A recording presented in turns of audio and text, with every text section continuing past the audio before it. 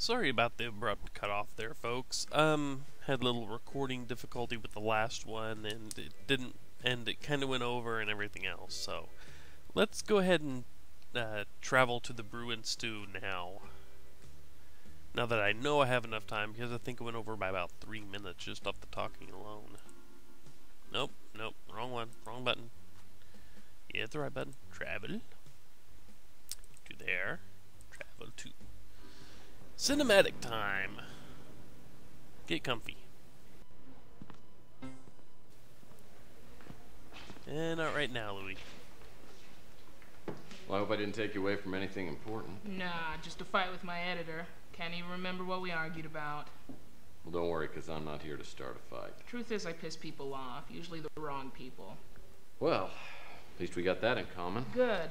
Now, you said you had a note? Two kindred souls here. In a sense, anyway.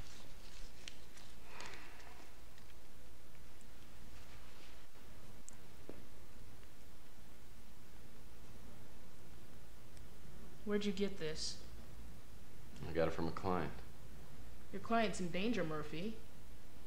How much do you know about the Black Arrow Killer? Killed a few people in the Southwest a couple of years ago, and then a girl around here got killed recently. You know, Malden might know more than he's letting on. Then again, he might not. Of course, if he did, I doubt he'd tell you. He's not that stupid. I'm not so sure about that. Look, why don't you fill me in on a few details, and then I can be certain. It's a long story. Come on over to the booth and humor me.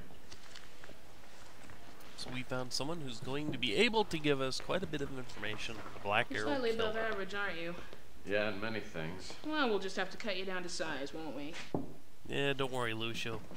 I've been cutting down size pretty well this whole game.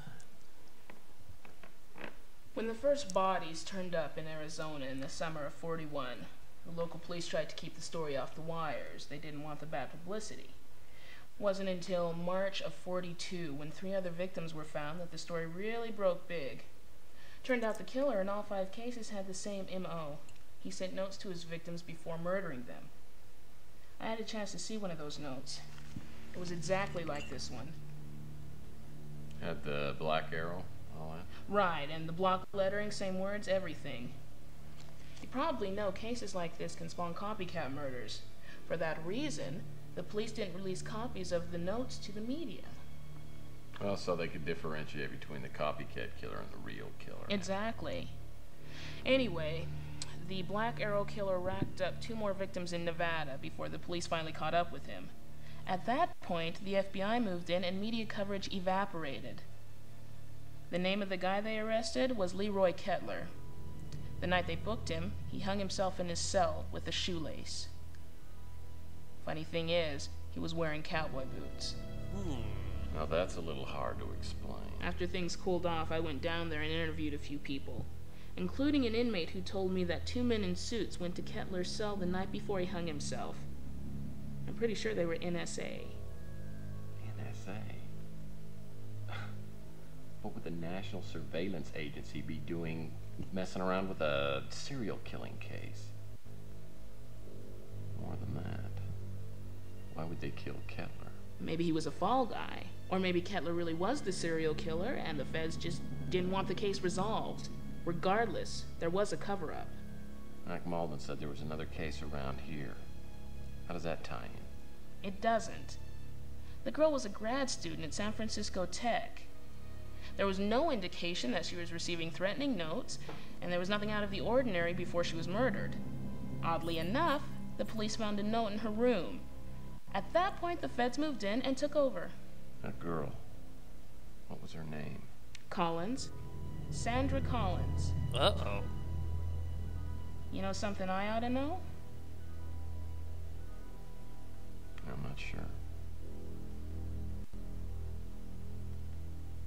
Now, there's no chance that you can give me the name of your client. You know I can't do that. Nice try. I'll tell you what.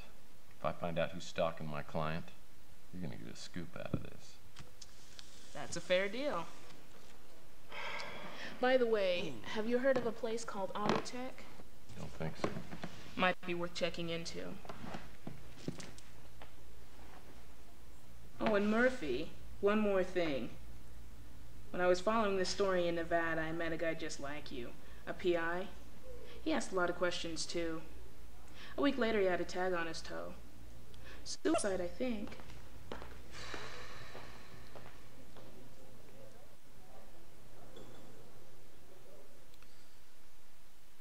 So we Cornell could end the certainly day gave me a lot to here. think about.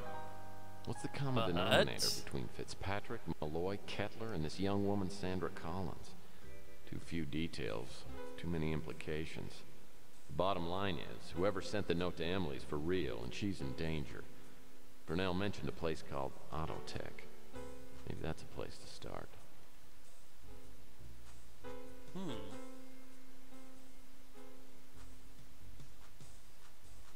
Oh, what's this? Somebody just jumped off the water tower on the roof of Rusty's funhouse. Dressed all in black. Maybe Emily wasn't just imagining that someone was watching her. Maybe. Sounds like we need to get up there and take a look. Yeah, that ran a little longer than I thought it did. Or at least it ran a little longer than I remember it running. So, let us go up to Rusty's roof. As we can. And see if Mr. Jumps Down left any clues behind. Like this. Somebody left their coat here. It sure doesn't look like it's been here very long. Let's take a look. I wonder if this jacket could have been left by that shadowy figure I saw up here earlier. Let's see what's in the Good pockets. possibility. A cufflink and torn pieces of a photograph.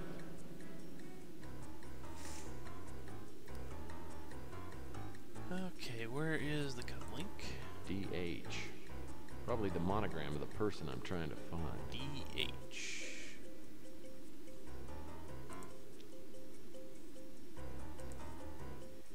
Save. Increment file and save. Okay. Now, we've got a puzzle coming up. Those photograph scraps, we've got to do little, manipulate them to get them all to look like a picture, and I've got a time limit to do it again. So what I am going to do now is let's think about what we've figured. Let's think a little bit about what we've just uncovered. We know there was a Black Arrow killer out in Nevada. We know he was eventually caught out in Nevada, but before he could actually be tried, some NSA agents, the National Surveillance Agency, that's a scary thought. Say no more. Even though I may have another coughing spasm like I did in the first game. The NSA decided to move in, look in there, and he ended up being found hung by a shoelace, but he was wearing cowboy boots. Yeah, you kind of get the picture there that he was killed by these members of the NSA, assuming that inmate she talked to was telling the truth. Well, anyway, long story made short, we now have a new killer who could have just been a copycat killer, but he's using notes that weren't public knowledge.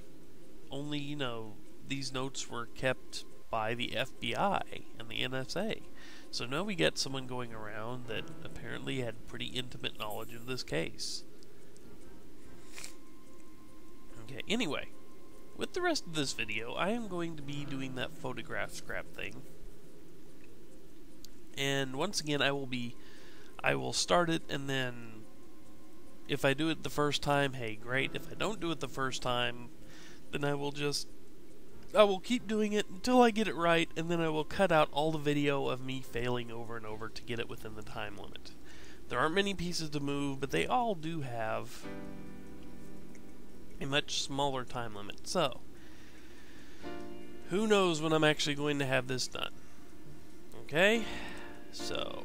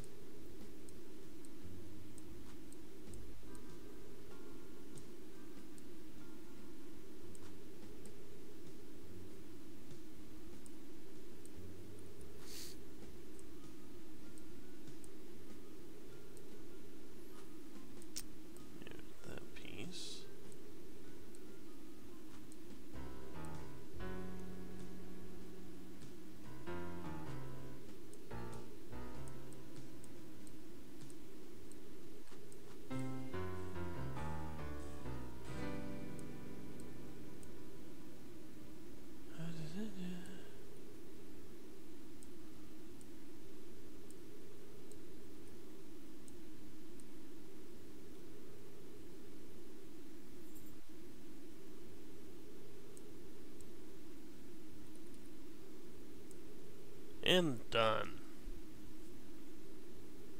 With 3 seconds left to spare, folks, I am awesome. But I believe I should have enough time for doing extra things, but I'm not certain exactly where I'm going to cut and paste that. I know I'm somewhere around the 10 or 11 mark, so I think I can examine this. Looks like the exterior of Autotech, whatever that is. Well, Purnell seemed to think it was important. If I can examine this picture more closely, maybe I can find something that will help me figure out where this place is. Indeed. So, we have a piece of equipment that will allow us to examine this more closely, do we not? More. Where is it? There it is. The analyzer. This is going to come in useful. So, now let us examine it. We turn it on.